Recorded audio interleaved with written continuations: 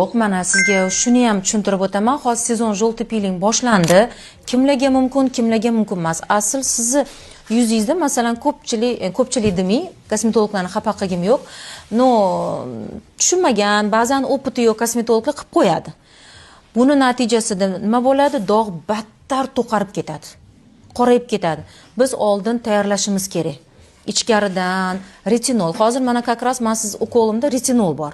Men retinol bilan ichkaridan kam protsentdan tayyorlayman yuzingizni. Keyin уже желтый piling qilsam, ana o'shanda rezultati zo'r bo'ladi. Хорошо? Bugun faqatgina чистка, kokteyl и kemikum piling qilaman. Chunki kemikum piling yuza qismida rogovoy sloydagi dog'imizni olib tashlaydi, ochartiradi. Ya'ni melazma, xloazma ichkari dog'larimizga travma bermasdan ustki qismini oqartirib beradi. Ichkaridan kokteyl immunitetni ko'taradi. Keyingi etapda желтый уже.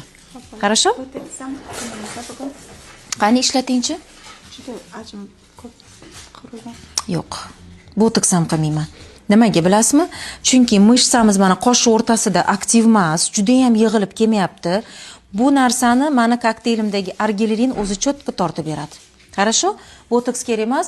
Juda kerak bo'lsa, u keyingi etaplarda ko'ramiz. Agar baribir u tortilganiga qanoat qilmasangiz, уже слегка nomiga qilib beraman, no естественно. Men естественно bo'lish yaxshi ko'raman-da yuzi. Хорошо? Xo'p.